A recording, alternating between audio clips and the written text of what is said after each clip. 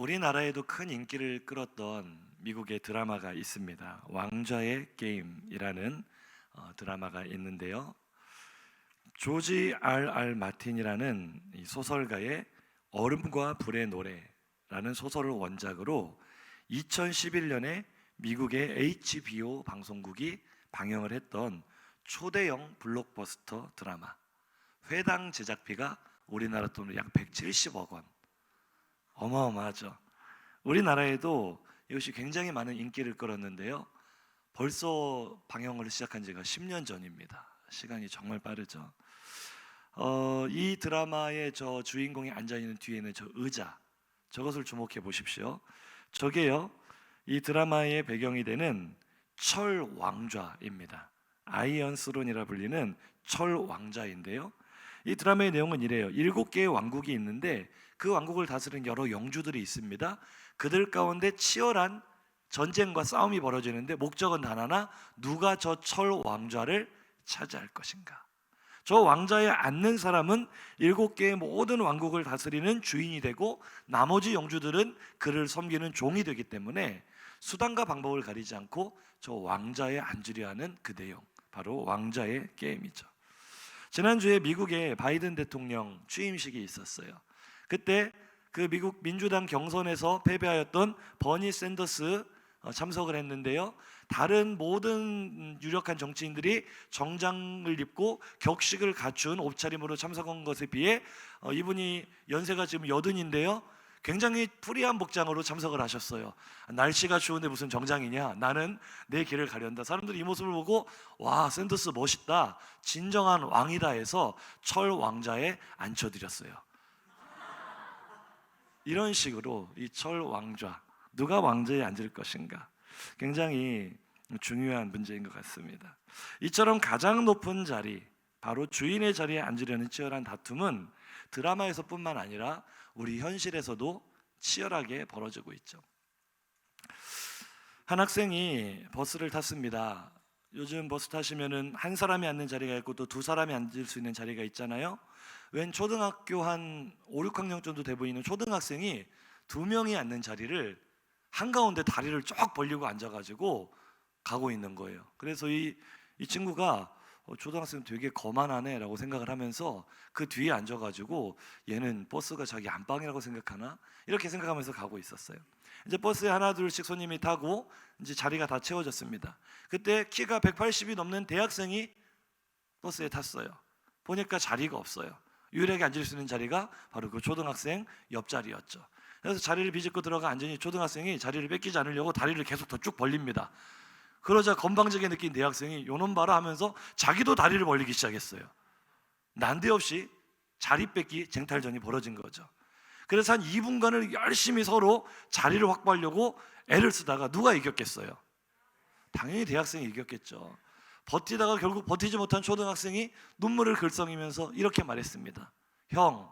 형도 포경수술했어요. 이해하신 분들은 재밌을 거고요. 자리 싸움은요, 우리 일상에서 많이 볼 수 있습니다. 사진 한번 보여주시죠. 나무 왕좌를 차지하기 위한 자리 싸움, 얼마나 치열합니까? 다른 자리 싸움도 한번 볼까요? 태양 아래 2개의 태양이 뜰 수는 없다. 하늘 아래 2개의 태양이 뜰 수 없다. 자리 싸움입니다. 네, 이렇게 자리 싸움을 하고 있어요. 찐 남매에게 의자에 먼저 앉기 눈치 게임을 시켰더니요, 보이십니까? 너무 빨리 지나갔네요. 네, 눈치 게임입니다. 누가 자리에 앉을 것인가.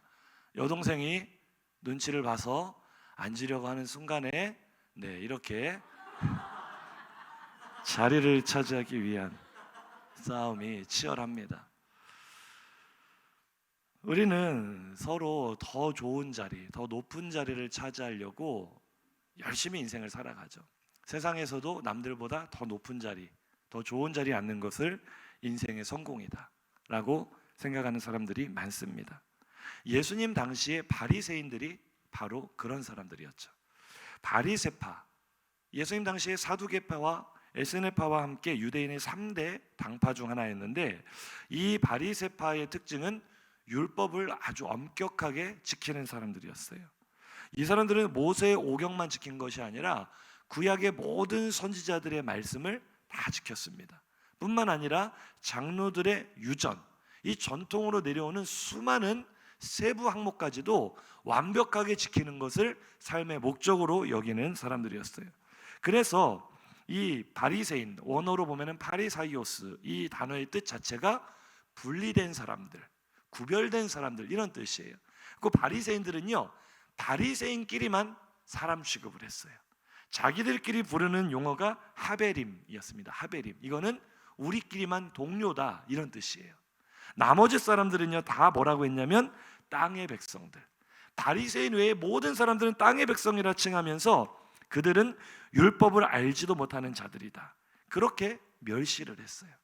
바리새인들은 남들보다 높은 자리에 앉아서 실제로 그 당시에 많은 사람들의 존경과 선망의 대상이 되기도 했습니다. 그런데 그들을 누가 책망하시죠?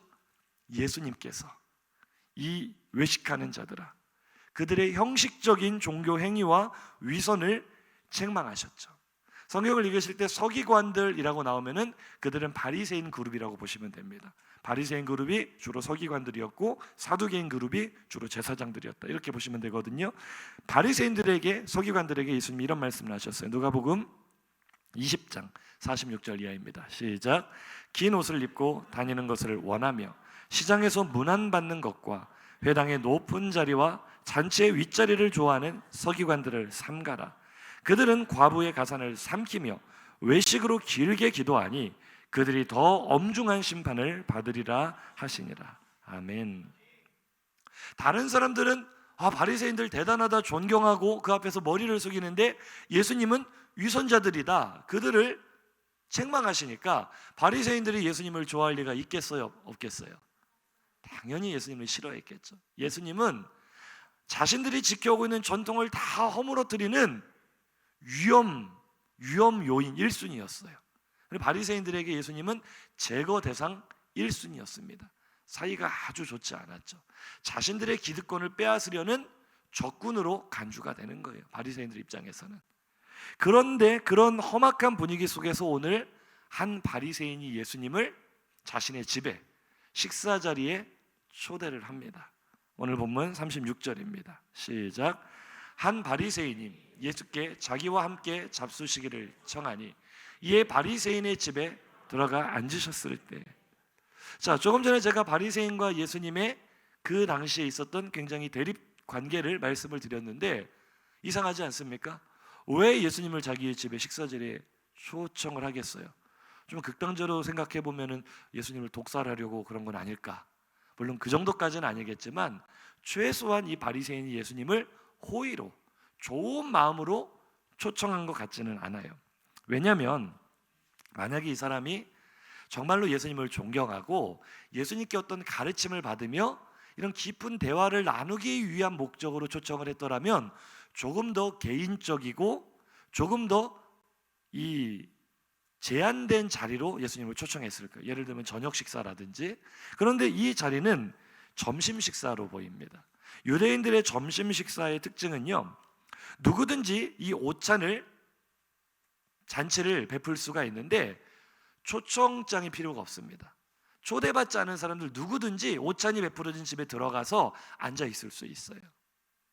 그래서 그 식사 자리에 있는 사람들의 대화를 들을 수 있습니다. 누구든지요. 그리고 어떨 때는 그 대회에 참여할 수도 있어요. 그러니 오늘 본문에도 보면은 동네에서 죄 지은 여자라고 손짓하는 그 여인이 어떻게 이 자리에 들어왔겠어요? 이 식사 자리가 유대인의 전통에 따르면 누구나 들어올 수 있는 공개적인 식사 자리였다. 그러니 이 공개적인 자리에 예수님을 초청한 이유가 있겠죠. 우리가 추측해 보면 몇 가지 이유가 있을 수 있는데, 첫 번째는요, 이 바리새인 시몬이라 말한 이 사람이 예수님의 가르침에 흥미를 느꼈어요. 그리고 사람들이 예수님을 선지자라고 하는데 진짜 선지자 맞아? 내가 한번 시험해 봐야 되겠다 라는 의도로 예수님을 초청했을 수도 있어요. 어쩌면 예수님과 자기가 바리새인의 대표격으로서 예수님과 신학적으로 논쟁을 해서 공개적인 자리에서 예수님을 콧대를 꺾고 망신을 주기 위한 목적으로 불렀을 수도 있어요. 간도 크죠. 어쩌면 자신의 의로움을 예수님 앞에 드러내면서 칭찬받고 싶어서, 인정받고 싶어서 예수님을 초청했을 수도 있습니다. 그의 진짜 의도가 무엇인지에 대해서는 성경이 말하고 있지 않지만 적어도 그의 관심사가 예수님이 아니라 자기 자신이었다는 것만큼은 분명해 보입니다. 이날 만찬의 주인공은 예수님이 아니었어요. 자기 자신이 주인공이었어요. 우리가 무엇을 통해 그것을 알 수 있느냐? 이 사람이 손님을 초대한 주인으로서 예수님께 행했던 행동들을 보면 누가 주인공이고 예수님 어떤 마음으로 초청했는지가 보이는 거죠. 오늘 본문 44절 하반절 이하를 읽겠습니다. 시작. 내가 내 집에 들어올 때 너는 내게 발 씻을 물도 주지 아니하였으되 이 여자는 눈물로 내 발을 적시고 그 머리털로 닦았으며 너는 내게 입맞추지 아니하였으되 그는 내가 들어올 때로부터 내 발에 입맞추기를 그치지 아니하였으며 너는 내 머리에 감람류도 붓지 아니하였으되 그는 향유를 내 발에 부었느니라. 아멘. 이 시몬이 집 주인으로서 잔치를 베푼 주인으로서 손님에게 반드시 제공해야 될 세 가지를 하지 않았다고 예수님께서 지적을 하고 계세요. 첫 번째, 이 팔레스타인 문화권은 샌들을 신고 다니기 때문에 발이 쉽게 흙먼지에 더러워집니다. 그래서 누군가의 집에 초청을 받았다, 누군가를 초대했을 때 제일 먼저 갖춰야 될 기본적인 예의는요, 발 씻을 물을 내드리는 거예요.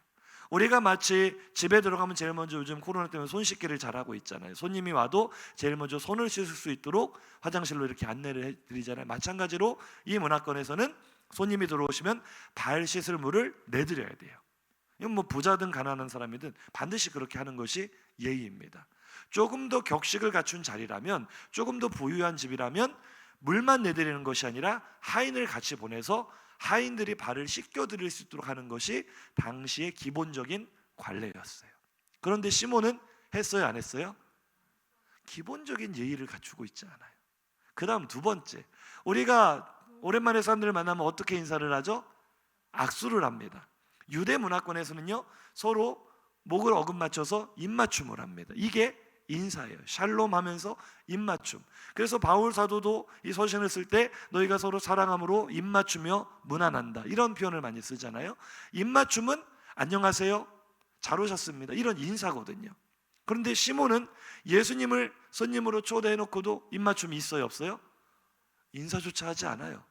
이건 정상적인 지금 초청 손님 이런 관계가 아니죠. 마지막으로 유대인들은 누군가 손님이 자신의 집에 들어오면은 감람류는 비싼 기름이 아닙니다.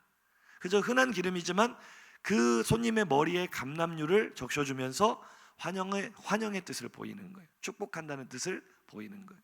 이 세 가지가 손님을, 누군가를 우리 집에 초청했을 때 반드시 갖춰야 될 어떤 특별한 의식이 아니라 기본적인 예의와 절차였는데, 이 시몬은 그것들을 지금 싸그리 무시하고 있어요. 무슨 의미입니까? 예수님을 지금 조금도 귀하게 여기지 않고 있다는 거죠. 바리새인 시몬은 예수님을 아주 하찮은 방문객으로 여기고 있습니다. 그러면서도 자기는 당당하게 주인의 자리에 앉아 있어요. 예수님과 함께 앉아 있었다라고 성경은 표현하지만 사실은 우리 예수님의 마음이 얼마나 좋으신지 오늘 본문에서 아는 거예요. 바리새인이 어떤 목적으로 어떤 대우를 하려고 자기를 초청하는지 아시면서도 굳이 그 자리에 가시는 예수님. 그 바리새인 시몬은요, 자기가 세상에서 가장 의로운 사람이었어요. 그러니까 이런 행동을 하는 겁니다. 모든 사람은 자기 아래에 있습니다. 심지어 예수님조차도 자신과 동등한 위치로 생각하고 있지 않는 거예요. 그래서 이 시몬의 모습 속에서 우리는 교만이 가득한 모습을 볼 수가 있죠.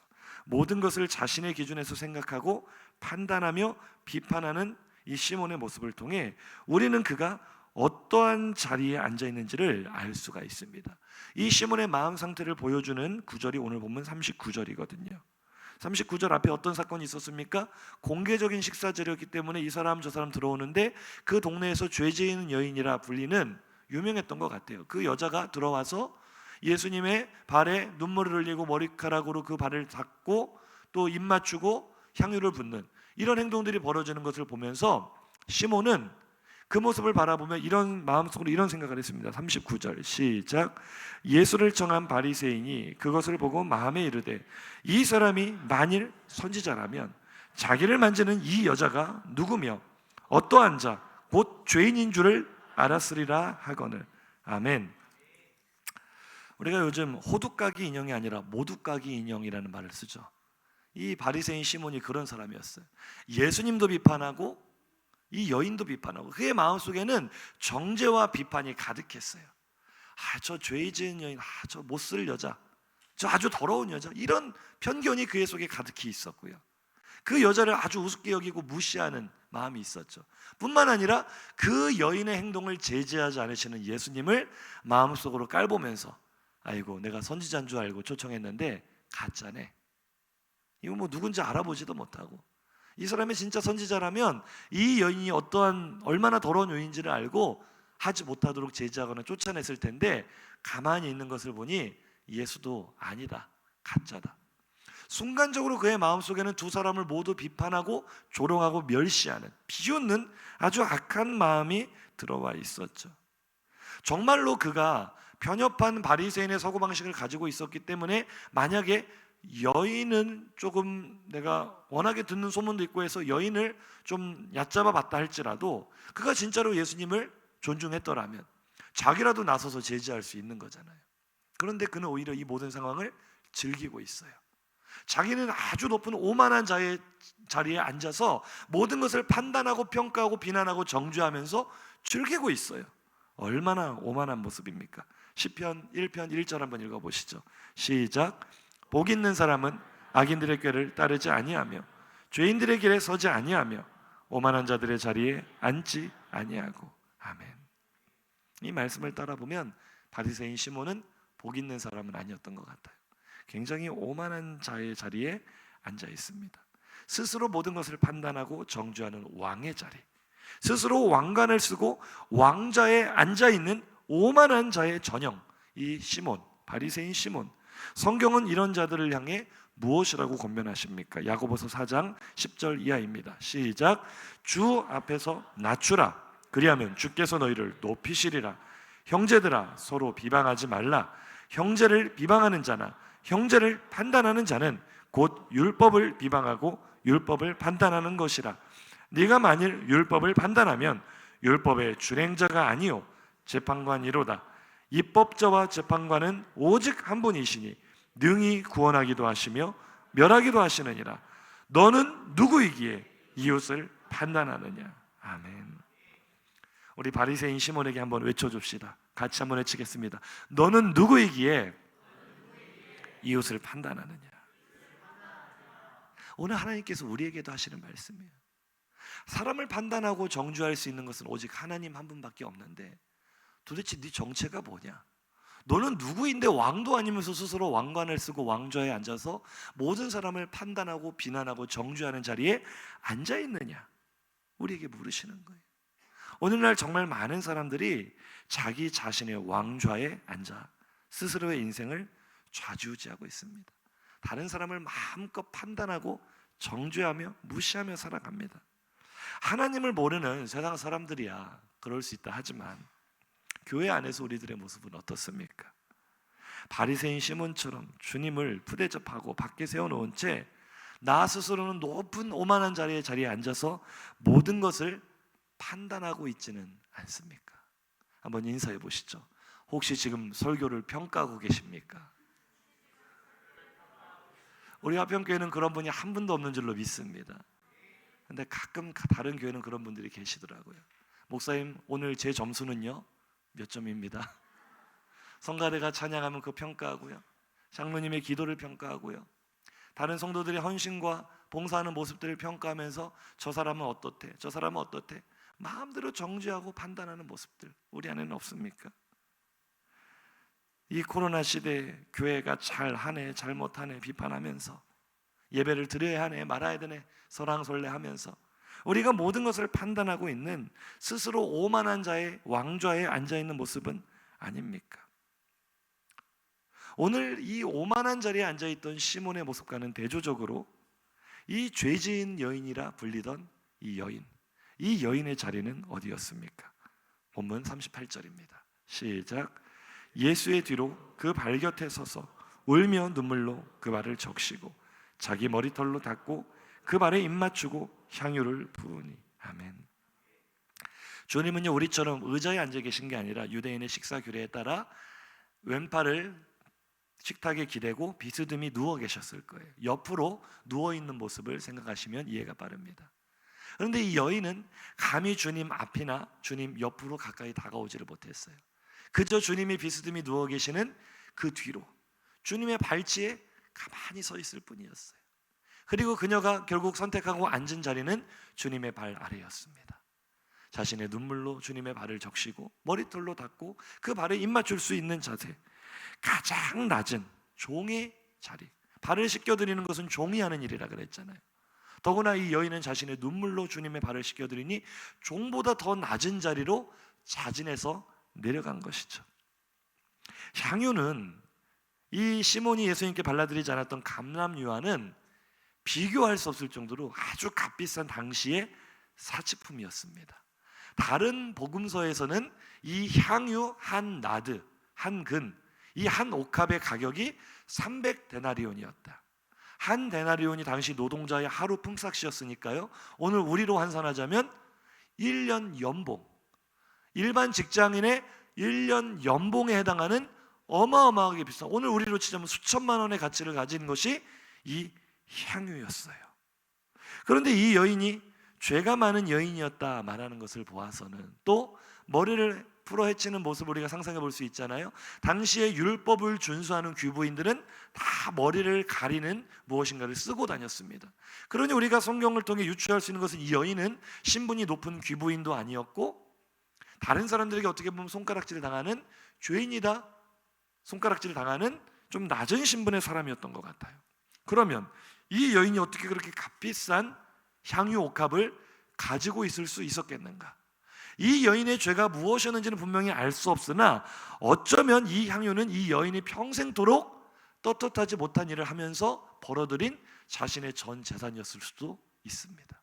그래서 사람들에게 욕을 먹는 것인지도 모르죠. 그러니 이 여인이 가지고 있는 향유 한 옥합 속에 사람들로부터 죄인이라고 손가락질을 당하면서까지 끝까지 포기할 수 없었던 그녀의 가장 소중한 가치, 그것이 물질이었든 뭐 어떤 가치였든 바로 그녀의 보좌가 담겨 있는 것이 이 향유 옥합이었던 것이죠. 그런데 우리가 이 옥합의 모습, 예수님 당시에 썼던 향유 병을 한번 보면은요 이런 모습입니다. 우리의 상상과 좀 다르죠. 이게 완전히 뚜껑 위에 부분까지 밀폐가 된 이 용기예요. 그러니 향유 한 옥합을 부어드리기 위해서는 반드시 저 병의 목 부분을 깨트려야 됩니다. 우리가 찬양할 때 내게 있는 향유 옥합 주발 앞에 입 맞추고 깨트립니다. 이렇게 고백을 하잖아요. 깨트려야 돼, 깨트려야 돼. 그러니까 향유를 부어드리는 것은 결정적인 순간에 온전한 결단이 있어야만 할 수 있는 거예요. 이거를 뭐 팔기 위해서라든지 이 내용물을 확인하기 위해서라든지 옥합을 깨트려야 돼요. 온전히 부어드려야 돼요.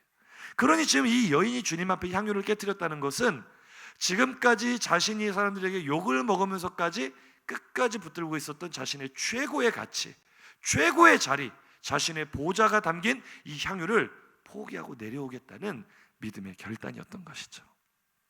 자신의 보좌에서 내려오는 행동이었어요. 뿐만 아니라 이 여인은 예수님의 발을 자신의 머리털을 풀어서 닦아드립니다. 이게 또 큰 의미가 있는데요. 유대 사회에서 저도 한번 설교한 적이 있지만 여성의 머리카락은 여성성을 상징하는 가장 귀한 가치였고요. 당시 사회에서 여성이 머리카락을 함부로 노출시킨다는 것은 수치스러운 일이었어요. 음란하고 아주 품행이 단정하지 못한 여인으로 여겨지는 그런 행동이었어요. 여성의 머리카락은 이른바 여성의 왕관이라 일컬어졌습니다. 당시 사회에서. 그런데 이 여인은 자신의 생명과도 같았던 향유 옥합을 깨뜨렸을 뿐만 아니라 자신의 존재를 규명해주는, 자신의 여성으로서 최고의 가치를 자랑하는 가장 빛나는 왕관, 자신의 머리카락을 주님의 발을 닦는 도구로 사용하고 있다는 거죠.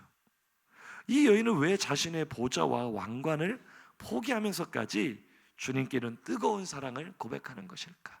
주님께서 말씀해 주십니다. 본문 47절 하반절입니다. 시작.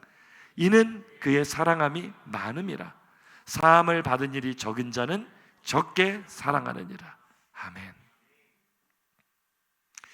여인이 주님을 사랑함이 많기 때문에, 많이 크기 때문에.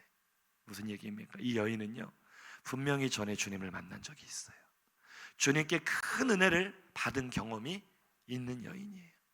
주님께 죄사함의 은혜를 경험했어요. 그 자신이 받은 사랑이 너무나 커서, 자신이 받은 은혜가 너무나 커서 그것을 표현하지 않고는 견딜 수 없는 상태. 우리들의 마음이 오늘 향유 여인과 같아지기를 주님의 이름으로 축복합니다.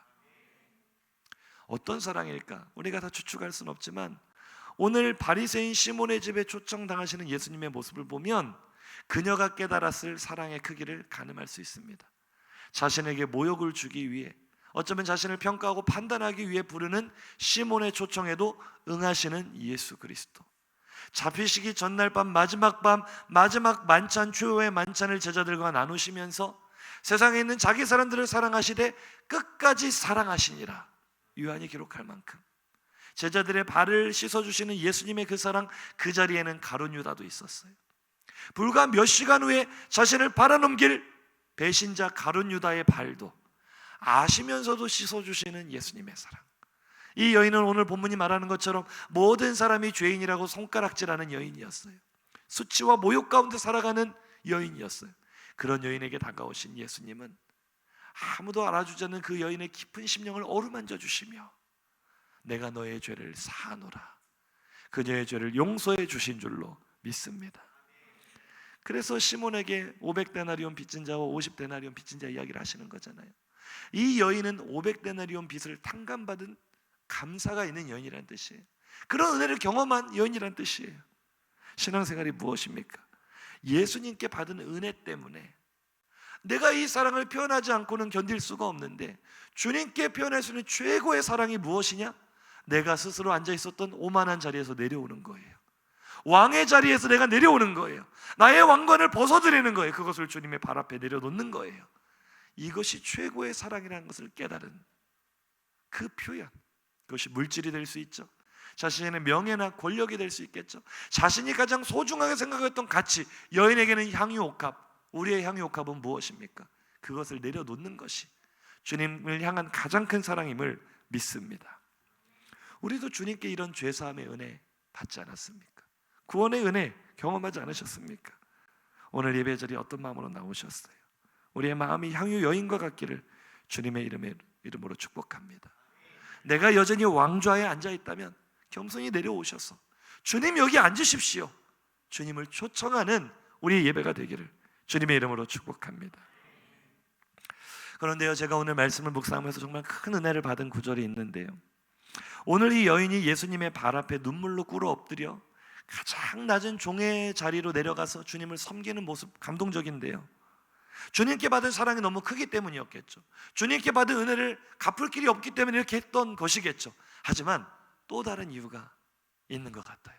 본문을 묵상하다 보니까 하나님께서 그 또 다른 이유를 깨닫게 하시더라고요. 이 여인의 마음을 불타오르게 하고 애타게 격동시킨 다른 이유가 있었어요. 오늘 본문 37절 38절입니다.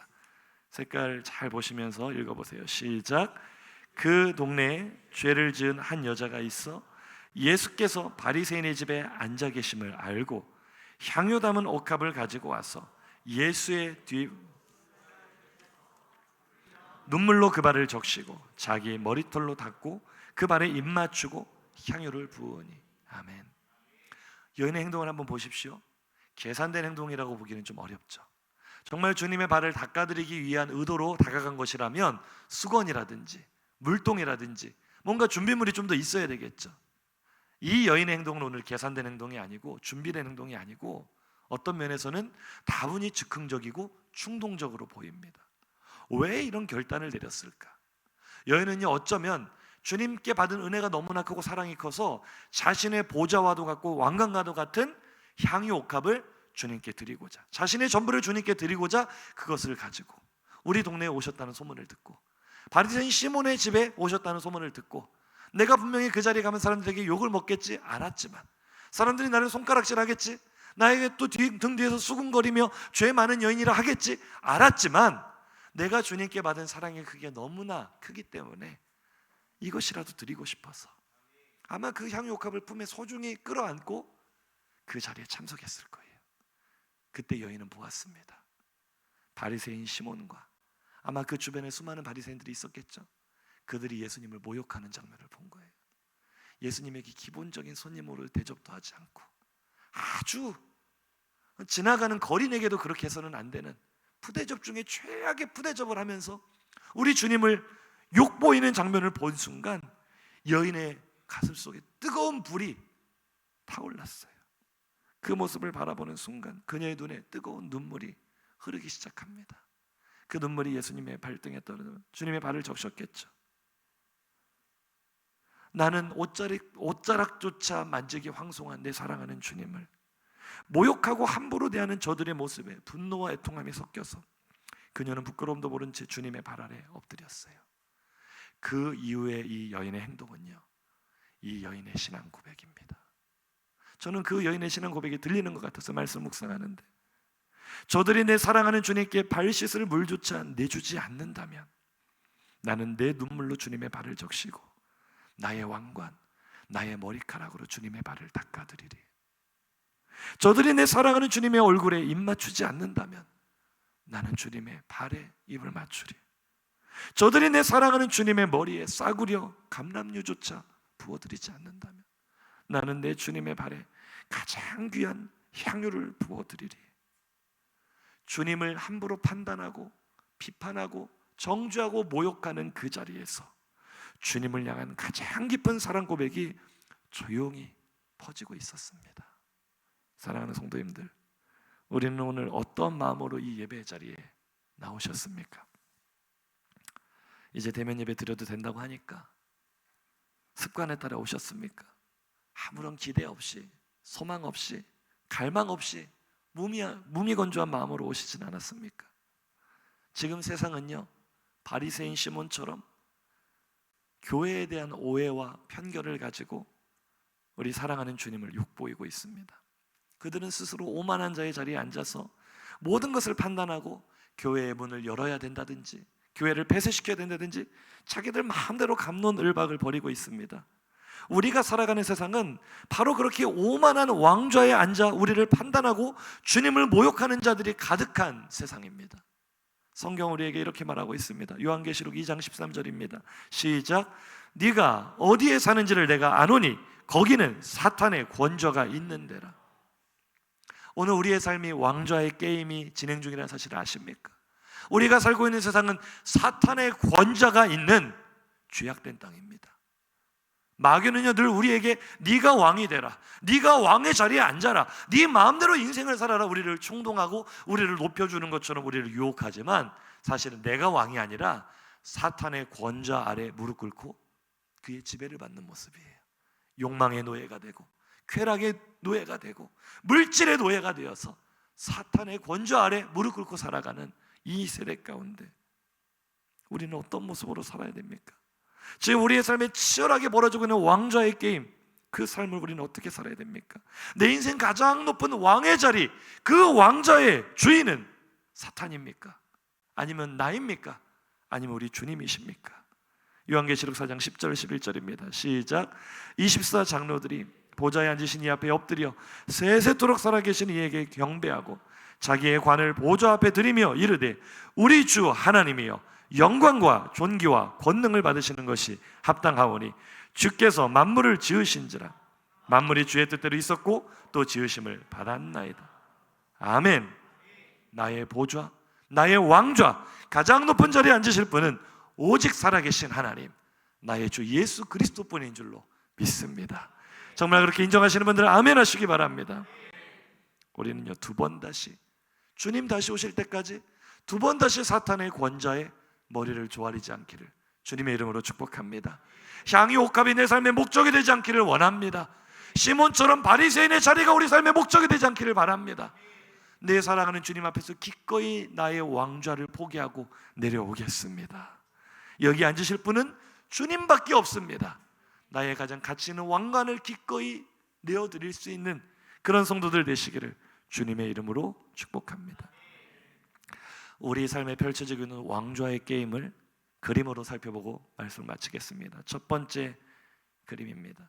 지금 내 삶의 왕좌의 게임이 어떠한 모습으로 진행 중인지 한번 점검해 보십시오. 첫 번째는 어떤 모습입니까? 나의 삶 가운데 예수님이 안 계세요. 십자가는 예수님을 상징하거든요. 예수님이 내 밖에 계십니다. 예수님을 영접하지 않았어요. 그리고 왕의 자리, 저 H자가 의자를 상징하는 거거든요. 왕좌에 누가 앉아 있습니까? 내가 앉아 있어요. 주변에 점드는 수많은 문제들, 수많은 관심사들, 가치들을 의미하는 거예요. 수많은 가치들이 뒤엉켜서 혼란스럽습니다. 여전히 내가 주인 노릇하면서 주님은 문 밖에 세워두고 있습니다. 이 게임 상태는요, 불신자의 상태입니다. 주님을 영접하지도 않고 내가 왕의 자리에 앉아있는 상태. 두 번째 왕좌의 게임의 상태는 어떤 상태입니까? 예수님이 이제 어디로 들어오셨어요? 내 안으로 들어오셨어요. 예수님을 영접했어요. 성도라는 이름을 얻었어요. 하지만 여전히 왕좌에는 누가 앉아 있습니까? 내가 앉아 있어요.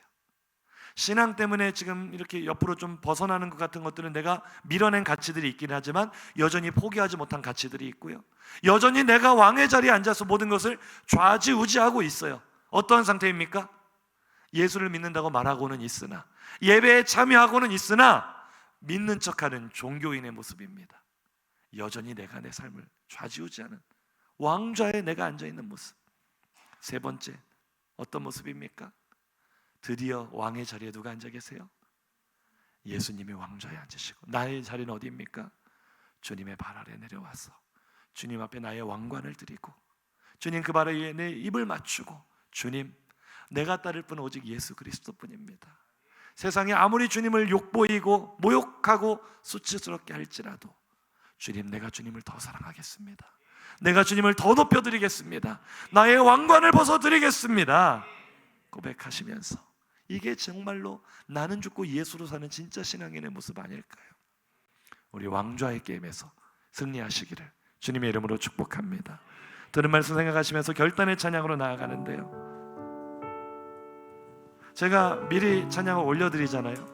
들으셔야 돼요. 예배의 자리에 와서 나 이 찬양 모르는데 안 부르면은요, 은혜가 반감됩니다. 올라오는 결단송을 듣고 함께 은혜 받는 것도 나의 왕좌에서 내려오는 일인 줄로 믿습니다. 찬양의 가사가 너무 좋아요. 오늘 우리의 고백이 되기를 원합니다. 들은 말씀을 생각하시면서 함께 고백합니다. 주 발 앞에 무릎 꿇고 그 사랑에 남기네. 어떤 말도 그 어떤 소리도 세상의 말 듣지 마세요. 비난하는 말, 정죄하는 말 듣지 마세요. 주님 어떤 분이십니까? 나의 고백은요, 주 나의 사랑 그 발 앞에 앉아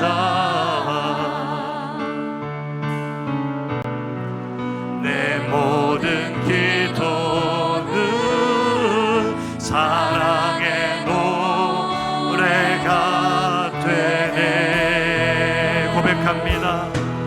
주의 옷자락 만지며 주의 두 발을 지키며 주님 그 발에 입 맞추 나의 왕관을 드립니다. 나의 왕좌에서 내려옵니다. 나의 왕은 오직 우리 주 예수 그리스도뿐입니다. 옷자락 만지며 주의 두 발을 씻기며 주님 그 발에 입 맞추며 나의 왕관을 노래 처음부터 다시 한번 고백합니다. 가사를 생각하면서 향유 여인처럼 고백합니다. 주 발 앞에 무릎 꿇고 그 발에 나의 주인은 누구십니까? 고백하세요. 세상의 말을 듣지 않겠습니다. 사람들이 교회를 비난하는 소리를 듣지 않겠습니다. 내 사랑하는 주님 바라보며 옷자락조차 만지기 황송한 그분을 바라보며 우린 이렇게 고백하게 됩니다. 주 나의 사랑 그 발 앞에 앉아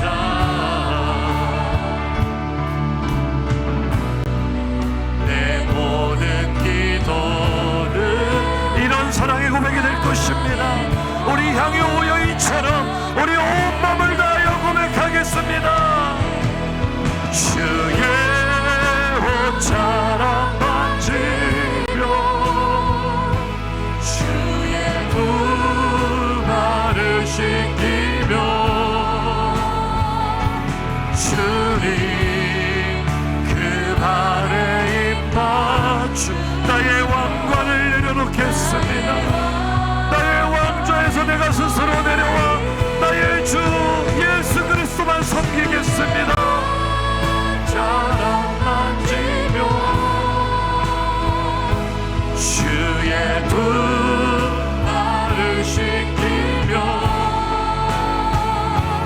주님 그 발에 입 맞추 나의 왕관을 놓으리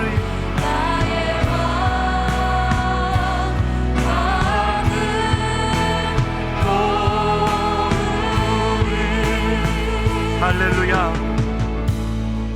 사랑하는 성도님들, 우리 함께 두 주먹을 불꽃 줍시다. 고개를 들고 입술을 열어 함께 통성으로 결단하며 기도합시다. 사랑하는 성도님들, 무엇을 보고 계십니까? 세상이 우리 사랑하는 주님을 조롱하고 모욕하고 교회를 비난하고 헐뜯으며 복음의 가치를 짓밟고 있는 모습을 보십니까? 우리의 주인 되시고 왕 되시는 예수님을 조롱하고 비난하고 정죄하고 모욕하는 모습을 보고 계십니까? 여인의 눈물이 터진 그 심령이 우리에게도 임하기를 주의 이름으로 축복합니다. 하나님, 사람들이 교회를 조롱합니다. 사람들이 주님의 몸 되신 교회를 핍박합니다. 내 피가 거꾸로 솟는 것 같은 분노를 느끼며 내 눈물도 주님의 발 위에 떨어지기를 원합니다. 사람들이 주님께 발 씻을 물주차 내어주지 않고 부대접한다면 나는 내 눈물로 주님의 발을 씻겨드리겠습니다. 나의 왕관 나의 머리카락으로 주님의 발을 씻겨드리겠습니다. 사람들이 주님께 입 맞추지 않고 주님을 무시한다면 나는 주님의 발 위에 내 입을 맞추겠습니다. 사람들이 값싼 감람료조차 주님께 드리지 않고 주님을 모욕한다면 우리의 가장 귀한 향유옥합을 깨뜨려 주님의 발 위에 부어드리겠습니다. 주여, 사람들이 주님을 향하여 무엇이라 말하든지 나는 내게 사랑 주신 주님, 내게 은혜 베푸신 주님께 내 생명을 걸고 나의 왕좌에서 내려와 나의 왕관을 벗고 오직 우리 주님만을 나의 왕으로 모시겠습니다. 내가 주님을 더 사랑하겠습니다. 내가 주님을 더 섬기겠습니다. 이러한 제목으로 주여 한번 부르짖고 기도합시다. 주여, 아버지 하나님, 여전히 나는 내가